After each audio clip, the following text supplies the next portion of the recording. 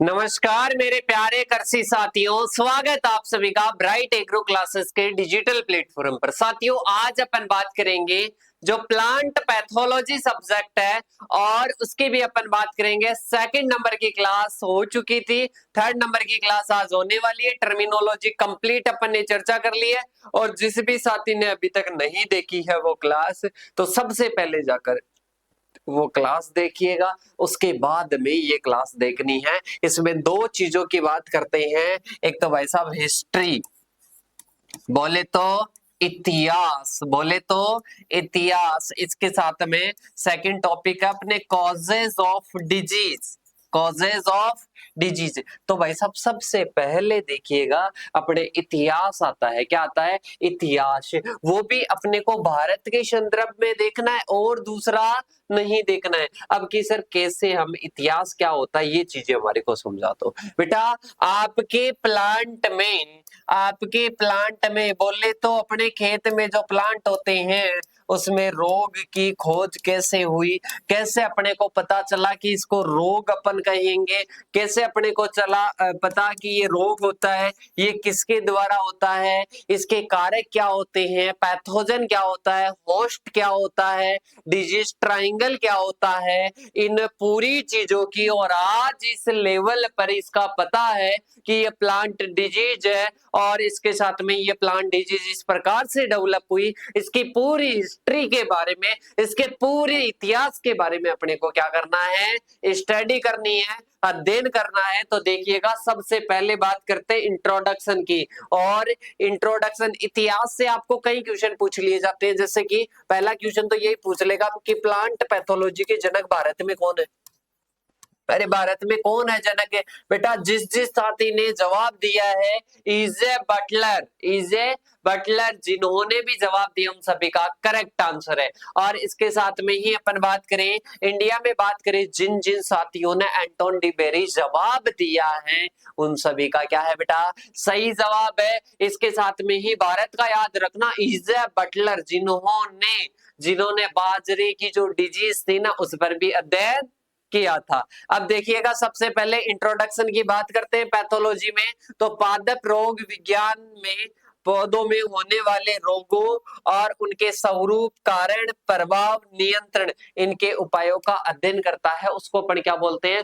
Plant pathology बोलते हैं। और ये किस प्रकार से डेवलप हुए, किस प्रकार से इनका विकास हुआ, ये पूरा अध्ययन है, ये पूरा अध्ययन है या पूरी स्टडी अपन किस में करते हैं? प्लांट पैथो में करते हैं। किस प्रकार से इसका विकास हुआ, किस प्रकार से अपन डिजीज को समझने लगे, वो अपने को इसमें पढ़ना है इतिहास में। सबसे पहले देखिएगा अपने आता है global history of plant pathology. 300 ईसा पूर्व थियोप्रेस्टस नामक वैज्ञानिक थे जिन्होंने सबसे पहले पौधों के रोगों के बारे में लिखा था। भाई साहब पौधों में रोग भी पाए जाते हैं, ये चीज सबसे पहले नोट डाउन की थी या लिखी थी किन्होंने? ये भाई साहब थियोप्रेस्टस ने। 1729 में आते हैं पियर एंटोनियो मिसेली, कवक के बीजाणु खोजे और सिद्ध किया कि ये जीवित है। ये क्या है? जीवित है, ये वाइबल है। मतलब इन्होंने बताया कवक के बीजाणु की। सर कवक के बीजाणु से अपने को क्या मतलब है? अपने को फंगस के स्पोर से क्या मतलब है बेटा? आपको पता है फंगस के स्पोर के द्वारा डिजीज होती है, तो इसलिए ये भी एक खोज अपने किसका इतिहास मानी जाती है? ये अपने प्लांट पैथोलॉजी का मानी जाती है। फिर आते हैं एंटोन डी बेरी, पादप रोग विज्ञान के जनक वर्ल्ड में। इसके साथ में ही आलू के लेट ब्लाइट जो रोग था उस पर इन्होंने वर्क किया था। इसके बाद में आते हैं हेनरिके एंटोन डी बेरी, रस्ट कवकों की विषमजीवी प्रकृति का अध्ययन किया। इसके बाद में 1876 में रॉबर्ट कोच ने रोग और रोगजनक के बीच कारण संबंध स्थापित करने हेतु कोच के नियम दिए थे। कोच के नियम ये थे कि ये बताते हैं कि डिजीज कैसे होती है, डिजीज रियल में होती है तो कैसे होती है, क्या क्या नियम है, ये नियम इन्होंने बताए थे। इनके बीच में क्या संबंध है वो बताए थे इन्होंने। इसके बाद में आते हैं 1885, पास्चर ने टीकाकरण के सिद्धांत खोजे और एंथ्रेक्स वैक्सीन विकसित की। एंथ्रेक्स वैक्सीन विकसित की तो ये 1885 हो जाएगा। क्या हो जाएगा बेटा? 1885 हो जाएगा। क्या हो जाएगा? 1885 हो जाएगा। तो यहाँ पर ये अपने global history of plant pathology आ जाता है। थियोप्रेस्टस, पियर एंटोनी मिसेली, इसमें याद रखना एक तो ये वाला, इसके साथ में एक रॉबर्ट कोच वाला, ये आपको क्या रखने हैं? याद रखने हैं। इसके बाद में आता है एंसाइंट इंडियन लिटरेचर और रेफरेंसेस। अपने को पता चलता है पहले के जो पुराने ऋग्वेद, पहले के जो वेद वगैरह है उनमें पता चलता है कि डिजीज थी। देखिएगा ऋग्वेद और अथर्ववेद में विभिन्न पौध रोगों और उनके संबंध का क्या मिलता है बेटा? उल्लेख मिलता है, उनकी जानकारी मिलती है। इसके साथ में ही कृषि पाराशर फसल रोगों और उनकी सुरक्षा विधियों का विस्तृत वर्णन मिलता है। अग्नि पुराण और विष्णु पुराण में भी हानिकारक कीटों और रोगों का क्या मिलता है? उल्लेख मिलता है। ये अपने जो पुराने साहित्य वगैरह थे उनमें भी क्या मिलती है? जानकारी मिलती है। किसकी जानकारी मिलती है भाई साहब? रोगों की जानकारी मिलती है। तो आपको दो चीजें समझ में आ गई। अब इसके बाद में अपने आता है नेक्स्ट, और नेक्स्ट आता है milestone of plant pathology in India. अब भाई साहब इंडिया में क्या होने लग गई? इंडिया में रिसर्च होने लग गई, रिसर्च के लिए इंस्टीट्यूट आने लग गए। तो इसमें देखिएगा 1905 में imperial agricultural research institute IRI की पूसा बिहार में क्या हो गई? स्थापना हो गई। इसके बाद में आता है नेक्स्ट अपने 1906 में इजे बटलर ने फंगस डिजीज जो है ये बुक लिखी। Fungi and disease in plant पुस्तक लिखी किन्होंने? इजे बटलर ने। और भारत में पौध रोगों पर क्या की? पहली व्यापक पुस्तक थी। और बात करें तो इजे जो बटलर वैज्ञानिक थे, इजे बटलर वैज्ञानिक को भारत में जो प्लांट पैथोलॉजी है उसके जनक भी कहा जाता है। इसके बाद में आता है 1918 में IARI में जो पादप रोग विज्ञान है इस अनुभाग की स्थापना की गई। मतलब जो IARI था उसमें एक अलग डिपार्टमेंट स्थापित कर दिया गया, किसका? प्लांट पैथोलॉजी का। इसके बाद में आता है 1981 में इजे बटलर को भारत का इंपीरियल माइकोलॉजिस्ट नियुक्त किया गया। इजे बटलर को भारत का इंपीरियल माइकोलॉजिस्ट नियुक्त कर दिया गया 1921 में। 1930 में बीबी मुंदकुर ने IRI में पादप रोग विशेषज्ञ के रूप में क्या किया? कार्यभार संभाला। इसके बाद में मैं अभी बता दूंगा कि क्या क्या इसमें याद रखना है। फिर आता है वही मुंदकुर ने फंजाई एंड डिजी जो प्लांट डिजीज है ये पुस्तक क्या की? प्रकाशित की। और 1946 में भारतीय पादप रोग विज्ञान परिषद की क्या कर दी गई? स्थापना कर दी गई। अब इसके बाद में आता है 1951 में जो IPS है, भारतीय जो पादप रोग विज्ञान जो परिषद है उस में बात करें तो इंडियन फाइटोपैथोलॉजिस्ट पैथोलॉजी नामक शोध पत्रिका का भी क्या किया गया? प्रारंभ किया गया। अब इसमें क्या क्या याद रखना है? तो इजे बटलर का याद रखना है, ये तो याद है ही आपको पहले से ही। और इसके साथ में प्रथम माइकोलॉजिस्ट जो इजे बटलर थे उनको कब नियुक्त किया गया था, ये आपको मोस्ट इंपोर्टेंट याद रखना है। इनकी एक बार रीडिंग तो अच्छे से आपको लगानी है क्योंकि कई बार क्वेश्चन पूछ लिया जाता है, डीपली भी पूछ लिया जाता है। तो ये आपको क्या रखने हैं? याद रखने हैं। कार्य याद रखना, संतोर भी कम पूछते हैं। अब इसके बाद में आते हैं next Indian scientist and there contribution. आपको पूछ ले कि किन्हीं 3 भारतीय वैज्ञानिकों का नाम बताइए, उनके योगदान बताइए जो कि जो प्लांट पैथोलॉजी है उनमें योगदान दिया। तो सबसे पहले कौन से आते हैं बेटा?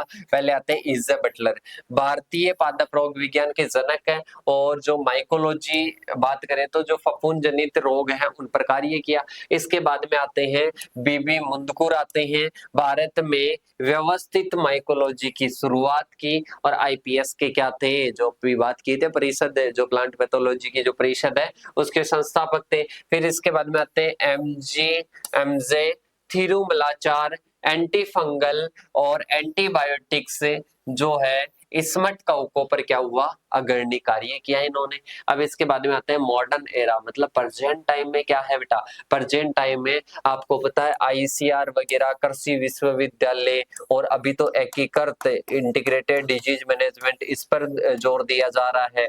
इसके साथ में ट्राइकोडर्मा वगैरह जो बायोलॉजिकल कंट्रोल है उस पर जोर दिया जा रहा है। तो ये सारे मेथड क्या हो जाते हैं बेटा, ये सारे मेथड आजकल नए नए यूज में लेने लगे। पहले तो किससे, केमिकल वगैरह से यूज लेकर, केमिकल वगैरह का यूज करके अपन कंट्रोल करते थे, पर आजकल अपन ऐसे मेथड अपना रहे हैं जो कि पर्यावरण को कोई हानिकारक प्रभाव ना दिखाएं, इसके साथ में मृदा स्वास्थ्य का ध्यान रखें, और इसके साथ में आसपास के इन्वायरमेंट का ध्यान रखें। ऐसे मेथड भी अपन क्या करने लग गए, यूज लेने लग गए। तो ये आते हैं मॉडर्न एरा, मतलब प्रेजेंट टाइम में आईडीएम वगैरह, कृषि विश्वविद्यालय रिसर्च कर रहे हैं, आईसीआर रिसर्च कर रहा है, बायोलॉजिकल मेथड अपन अपना रहे हैं, प्लांट ब्रीडिंग के द्वारा रोग प्रतिरोधी किस्में तैयार कर रहे हैं कि ये रोग अगर खेत में आ भी जाए इसके बाद में भी फसल पर कोई प्रभाव नहीं दिखेगा, ऐसी किस्में भी तैयार कर दी गई है। तो ये modern era of plant pathology होता है।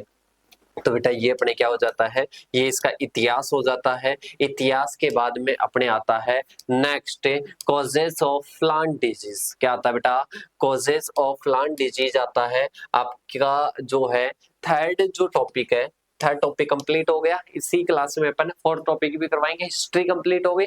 हिस्ट्री के बाद में आता है कॉजेस। कॉजेस का मतलब है कारक। क्या है बेटा, कारक है। कारक की मैं बात करता हूँ, आपको सारी चीजें समझाता हूँ। देखिएगा, ये अपने क्या है, एक कोई डिजीज है। ये क्या है, डिजीज है। ये डिजीज तीन चीजों से होती है। पहला होता है होस्ट, जिस पर ये होता है, ठीक है। इसके बाद में आता है इन्वायरमेंट, इसके बाद में आता है पैथोजन। पैथोजन, पैथोजन को अपन बोल सकते हैं कॉजेस। क्या बोल सकते हैं बेटा, कॉजेस। कॉजेस का बोले तो कारण, कि किसके कारण होती है, ठीक है, किस पर होती है, और बाहरी कंडीशन क्या होती है। इन तीनों का रिलेशन ही क्या होता है, डिजीज होता है। इन तीनों का रिलेशन ही क्या है बेटा, डिजीज है। क्या है, डिजीज है। अब ध्यान से समझना कि जैसे कि मैं बात करूं कि आपके यहाँ पर ये कोई प्लांट है, इस प्लांट पर यहाँ पर कोई क्या हो जाता है, यहाँ पर कोई घाव हो जाता है, और उस घाव होने का जो रीजन है वो होती है कि जैसे कि ये आकर यहाँ पर लगी और यहाँ पर घाव हो गया, यहाँ पर क्या हो गया, घाव हो गया। तो बेटा इसका कारण क्या था कि इसकी लगी, किसकी लगी बेटा, इसकी लगी। इसकी भी किसकी लगी, इस निप्पल की लगी। छोटा बच्चा होता है, उसके कोई थप्पड़ मार देता है, तो बाद में अपन पूछते हैं कि क्या हुआ बेटा, तो वो बोलता है कि इसने मेरे को मारा। मतलब कारण कौन रहा, रोने का कारण कौन हुआ, कि इसने मारा। मतलब वो बता देते हैं कि इसने मारा। अपन प्लांट को पूछे कि आपको किसने मारा, आपकी डिजीज कैसे हुई, वो बोलेगा मेरे को इसने मारा। मतलब या तो कवक का नाम लेगा, या फिर इसके साथ में ही वो बैक्टीरिया का नाम लेगा, वायरस का लेगा, किसी ना किसी का नाम लेगा, और वो ही क्या होता है, कारण होता है, कॉजेज होता है। वही क्या होता है, कॉजेज। अब प्लांट दो प्रकार के नाम ले सकता है, दो प्रकार के नाम ले सकता है। कॉजेज के बारे में बात कर रहे हैं, समझना ध्यान से। कॉजेज दो प्रकार के नाम ले सकता है, एक तो बायोटिक, एक तो बायोटिक, एक होता है एबायोटिक, ठीक है। एक तो बोले, जो प्लांट अपना बोले कि मेरे को किसी जीव के कारण रोग हो गया भाई साहब। एक बोले कि मेरे को तापमान के कारण हो गया, नमी के कारण हो गया, ठंड के कारण हो गया, पोषक तत्व के कारण हो गया। कि इन कारणों का नाम बताएं तो बेटा समझ जाना एबायोटिक है।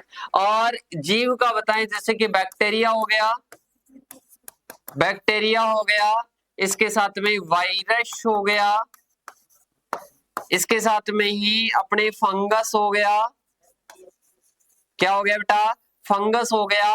तो ये अपने बायोटिक हो जाते हैं, ये अपने एबायोटिक हो जाते हैं। ये अपने क्या हो जाते हैं बेटा, एबायोटिक हो जाते हैं। तो बायोटिक हो गया, एबायोटिक हो गया, बायोटिक हो गया, एबायोटिक हो गया। और इसके साथ में ही अपन बात करते हैं जीव। जीवों में आ जाता है बैक्टीरिया, वायरस और फंगस। क्या आ जाता है, बैक्टीरिया, वायरस, फंगस। इसके साथ में तापमान, नमी, ठंड, पोषक तत्व। ये क्या है, एबायोटिक या अजैविक। एबायोटिक या अजैविक हो जाएगा, और ये क्या हो जाएगा, जैविक हो जाएगा। क्या हो जाएगा बेटा, जैविक हो जाएगा। तो दो प्रकार के कारक क्या कर सकते हैं, डिजीज उत्पन्न कर सकते हैं, जिसमें सबसे पहला बायोटिक। बायोटिक बोले तो जीव, जीव जब क्या कर दे भाई साहब, प्लांट में डिजीज उत्पन्न कर दे तो बायोटिक बोल देंगे। अबायोटिक मतलब भाई साहब इसमें जीव नहीं है, तापमान हो सकता है, पोषक तत्व हो सकता है, नमी हो सकती है, ठंड हो सकती है, प्रकाश हो सकता है, कुछ भी हो सकता है, पर वो जीव नहीं है। अब देख लीजिएगा, सारी चीजें अपन बात करते हैं। सबसे पहले कॉजेज है, मतलब कारण किसको बोलेंगे, पौध रोग उन कारकों के कारण होते हैं जो सामान्य जैविक रासायनिक प्रक्रियाओं को बाधित करते हैं। एक प्लांट है, उस प्लांट की जो सामान्य जो नेचुरल उनमें जो क्रियाएं होती है, उन क्रियाओं में वो बाधा पहुंचा देते हैं, उन क्रियाओं में वो बाधा पहुंचा देते हैं, तो उसको अपन क्या बोल देते हैं, उसको डिजीज या रोग बोल देते हैं। डिजीज या रोग बोल देते हैं। क्या बोल देते हैं, डिजीज या रोग बोल देते हैं। अब देखिएगा यहाँ पर एनिमेट जिसको अपन बोलते हैं बायोटिक, इन एनिमेट जिसको बोलते हैं अबायोटिक, मतलब सजीव निर्जीव, इसमें जीव नहीं है, इसमें जीव नहीं है, इसमें जीव है, इसमें जीव है, इसमें जीव नहीं है। बायोटिक अबायोटिक हो जाते हैं। और बायोटिक की बोले तो क्या आ जाएगा बेटा, बायोटिक की बोले तो एनिमेट, इन एनिमेट मतलब अबायोटिक हो जाएगा। क्या हो जाएगा, अबायोटिक हो जाएगा। बायोटिक की बात करते हैं तो एनिमेट, इन एनिमेट की बात करें तो अबायोटिक। वैसे जैविक और अजैविक लेते हैं या फिर बायोटिक या अबायोटिक वर्ड यूज में लिया जाता है। ओके बेटा, क्लियर है क्या, कि सर बिल्कुल क्लियर है। आपने तो पहले ही बता दिया था बायोटिक क्या होता है, जो जीव होते हैं और वो एक प्लांट की जो सामान्य क्रियाएं होते हैं, उन सामान्य क्रियाओं में बाधा डाल देते हैं, अड़चन पैदा कर देते हैं, तो वो एनिमेट हो जाएगा, बोले तो बायोटिक हो जाएगा। ये ऐसे सजीव जीव होते हैं जो पौधों के उत्तकों में प्रवेश कर जाते हैं और जो मेटाबॉलिक जो अपने प्रोसेस होती है उसमें बाधा डालते हैं, और भाई साहब रोग उत्पन्न कर देते हैं। क्या कर देते हैं, रोग उत्पन्न कर देते हैं। ये जीव एक पौधे से दूसरे पौधे में भी क्या हो सकते हैं, फैल सकते हैं। जैसे कि इस प्लांट में कोई क्या हो जाता है, रोग फैल जाता है। अब इससे ये ट्रांसफर होके दूसरे पौधे में भी क्या हो सकता है, ट्रांसफर हो सकता है। इसको अपन बोलते हैं बायोटिक कॉजेज।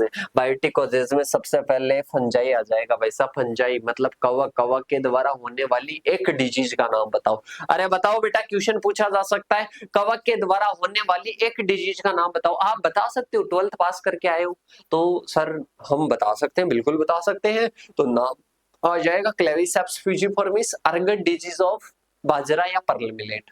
क्लियर है। इसके साथ में सर एक और बताओ, एक और बताए तो स्क्लेरोस्पोरा क्रेमिनिकोला, हरित बाली या green ear disease of fur millet. Okay, याद हो गया। और बताऊं या इसके अलावा बताऊं क्या बेटा, अरे पूछना है क्या, कि सर बिल्कुल पूछना है। इसके साथ में ही अपन बात कर लेते हैं कोई अन्य डिजीज, जैसे कि फ्यूजिफॉर्मिस ऑक्सीफॉर्म आ जाएगा, या इसके साथ में ही अपन बात करते हैं कि और अपने डिजीज की बात कर ले तो जो फ्यूजिफॉर्मिस है, स्क्लेरोस्पोरा, ये क्या करते हैं, ये कवक डिजीज उत्पन्न करते हैं। ये कवक होते हैं पर डिजीज उत्पन्न करते हैं। हेलमिंथ्रोस्पोरा ओराइजी, ठीक है। अब इसके बाद में चले क्या आगे की ओर, आगे देखिएगा यहाँ पर कवक हो जाएंगे, जैसे कि रस्ट डिजीज हो गई। तो इसमें देखो यूकैरियोटिक जीव होते हैं, स्पोर द्वारा प्रजनन करते हैं और पौधे के सतह में प्रवेश करके अंदर फैल जाते हैं और फिर अनोदर प्लांट में चले जाते हैं। दैट इज पहला हो जाएगा फंजाई। फंजाई के बाद में आता है बैक्टीरिया। बैक्टीरिया हमेशा प्रोकैरियोटिक होता है, एक कोशिकीय जीव होता है, और ये प्राकृतिक छिद्रों या घावों के माध्यम से पौधे में प्रवेश कर जाते हैं। किसमें प्रवेश कर जाते हैं बेटा, पौधे में प्रवेश कर जाते हैं, पौधे में प्रवेश कर जाते हैं। जैसे कि सेब का फायर ब्लाइट डिजीज हो जाएगी, इरविनिया अमाइलोवोरा, इरविनिया अमाइलोवोरा बैक्टीरिया सबसे पहली डिजीज है भाई साहब, इरविनिया अमाइलोवोरा, मतलब ये सेब का ब्लाइट रोग हो जाएगा। इसके बाद में आता है फायर ब्लाइट ऑफ पोटैटो या पियर भी बोल सकते हो, नाशपाती। ठीक है। इसके बाद में आता है वायरस। ये सूक्ष्म जीव है, अनिवार्य परजीवी होता है, केवल जीवित कोशिकाओं में पनपते हैं, कीटों के द्वारा फैलते हैं। वैसा भी ये खुद नहीं फैलते हैं, जैसे कि ये एक स्थान से दूसरे स्थान पर चलकर खुद नहीं जाएंगे, ये कीटों के द्वारा जाएंगे। इनके वाहक बोले तो कि इनको एक स्थान से दूसरे स्थान पर कौन लेकर जाते हैं, कि सर कीट लेकर जाते हैं, कि सर कीट लेकर जाते हैं। टोबैको मोज़ेक वायरस या बोले तो टीएमवी, क्या आ जाएगा बेटा, टीएमवी आ जाएगा। इसके बाद में अपन बात करते हैं नेक्स्ट आता है वायरॉइड। क्या आता है, वायरॉइड आता है। ये आरएनए अणु होते हैं, और देखो एक वायरस होता है, वायरस पर आरएनए अणु होते हैं, या तो आरएनए अणु होंगे या डीएनए होंगे, बाहर की ओर कैप्सिड पाया जाएगा। पर अपन बात करें जो अपने वायरॉइड होता है, मतलब वायरस पर तो बाहर की ओर जो आवरण पाया जाता है, प्रोटीन आवरण, जिसको कैप्सिड के नाम से जाना जाता है, जिसको कैप्सिड के नाम से जाना जाता है। पर ये किस में नहीं होता है, ये वायरॉइड में नहीं होता है, बिना इस आवरण के होता है, इसको अपन बोलते हैं वायरॉइड। क्या बोलते हैं बेटा, वायरॉइड। आरएनए अणु होते हैं जिनका कोई प्रोटीन कोट नहीं होता है, और ये केवल पौधों को संक्रमित करते हैं, जैसे कि आलू स्पिंडल ट्यूबर वायरस हो जाएगा। इसके बाद में आ जाएगा फाइटोप्लाज्मा। क्या आ जाएगा बेटा, फाइटोप्लाज्मा हो जाएगा। कोशिका भित्ति रहित प्रोकैरियोटिक होते हैं। कैसे होते हैं, कोशिका भित्ति रहित, ये क्या होते हैं, प्रोकैरियोट्स होते हैं। पौधों के फ्लोएम ऊतकों में पाए जाते हैं। फ्लोएम क्या करते हैं, भोजन प्रोवाइड करवाते हैं। अरे फ्लोएम क्या करते हैं, फ्लोएम भोजन उपलब्ध करवाते हैं। इसके बाद में कीट वाहकों के द्वारा ये फैलते हैं, जैसे कि जो बैंगन का जो छोटी पत्ती रोग होता है, लिटिल लीफ रोग होता है, वो किसके द्वारा होता है, वो कहीं ना कहीं फाइटोप्लाज्मा के द्वारा ही होता है। अब इसके बाद में आता है निमेटोड। क्या आ जाएगा बेटा, निमेटोड आ जाएगा। निमेटोड की बात करते हैं तो ये सूक्ष्म कर्मी जैसे जीव होते हैं, और इसके साथ में ही जो कि जड़ों में प्रवेश करके पौधों को क्षति पहुंचाते हैं, जैसे कि मिलोइडोगाइनी स्पीसीज आ जाएगा, रूट नॉट सूत्रकर्मी आ जाएगा, रूट नॉट सूत्रकर्मी आ जाएगा, मिलोइडोगाइनी स्पीसीज आ जाएगा। इसके बाद में आता है पैरासिटिक हायर प्लांट। ये परजीवी पादप होते हैं, और जो कि दूसरे होस्ट प्लांट को चूसते हैं, जैसे कि ओरा बेंकी आ जाएगा, ओरो बेंकी लिखना बेटा, यहाँ पर ओरो बेंकी आ जाएगा। इसके साथ में लोरेंथस आ जाएगा, कस्कुटा आ जाएगा। ये क्या होते हैं, दूसरे प्लांट पर क्या होते हैं, निर्भर, जीवित रहते हैं, जीव रहता है इनमें, पौधे तो क्या है, सजीव है, तो ये दूसरे प्लांट पर निर्भर रहते हैं, उनको ये बीमार कर देते हैं, उनका रस चूस चूस के, तो इसलिए इनको क्या बोलते हैं, पैरासिटिक हायर प्लांट बोलते हैं। अब इसके बाद में अपने आता है कौन सा, इनएनिमेट या बोले तो एबायोटिक। एबायोटिक में किसी प्रकार का कोई जीव शामिल नहीं होता है, ये निर्जीव कारक होते हैं जो पौधों के स्वास्थ्य को प्रभावित करते हैं और रोगों के लक्षण उत्पन्न करते हैं। जैसे कि सबसे पहले आ जाएगा न्यूट्रिएंट डेफिशिएंसी, जैसे कि जिंक की कमी से धान में खेरा रोग होता है। भाई साहब, धान में खेरा रोग होता है, खेरा रोग होता है, ये अपने क्या हो जाएगा, न्यूट्रिएंट डेफिशिएंसी, पोषक तत्वों की कमी या अधिकता से विकार उत्पन्न हो जाते हैं, जिनको डिसऑर्डर भी कहते हैं, तो ये आ जाएगा सबसे पहला। फिर टेम्परेचर जब अधिक होता है, अधिक टेम्परेचर होता है, तो वो भी क्या करता है, कोशिकाओं की वृद्धि वगैरह को डिस्टर्ब करता है, और इसको भी अपन लक्षण कहते हैं डिजीज के या रोग के। इसके बाद में आता है वाटर स्ट्रेस। कई बार क्या होता है, जल भरा हुआ रहता है या जल सूख जाता है, ड्रॉट आ जाती है, तो उस कंडीशन में भी रोग उत्पन्न हो जाते हैं। लाइट ट्रेस, लाइट जब अधिक हो या कम हो, जैसे कि कम प्रकाश में पौधा पीला पड़ जाता है और कमजोर हो जाता है, इसको इटियोलेशन कहते हैं, तो ये लाइट स्ट्रेस के कारण होता है। पोल्यूशन के कारण कई बार क्या हो जाती है, डिजीज हो जाती है, जैसे कि सल्फर डाइऑक्साइड के कारण क्लोरोसिस हो जाता है। इसके बाद में पेस्टिसाइड्स की जो टॉक्सिसिटी है, उसके कारण कई बार पौधे की पत्तियां वगैरह झुलस जाती है, ठीक है, और फाइटोटॉक्सिसिटी हो जाती है, तो ये अपने क्या आ जाते हैं, एबायोटिक फैक्टर्स आ जाते हैं। बेटा बहुत ही शानदार था कि रोग अपना प्लांट बोलेगा अपने को आकर कि इस सजीव ने मेरे को डिस्टर्ब किया, इस निर्जीव ने किया। सजीव में कौन कौन हो सकते हैं, निर्जीव में कौन कौन हो सकते हैं, सारे बताए। पहले कौन कौन अपने वैज्ञानिक आए, कौन कौन पूर्वज आए जिन्होंने अपने को डिजीज के बारे में बताया, वो सारे टॉपिक क्या होते हैं बेटा, क्लियर होते हैं। तो दोनों टॉपिक इसी क्लास में क्लियर हो चुके हैं। अब मिलेंगे अपन नेक्स्ट क्लास के साथ में, तब तक के लिए जय जवान जय किसान साथियों।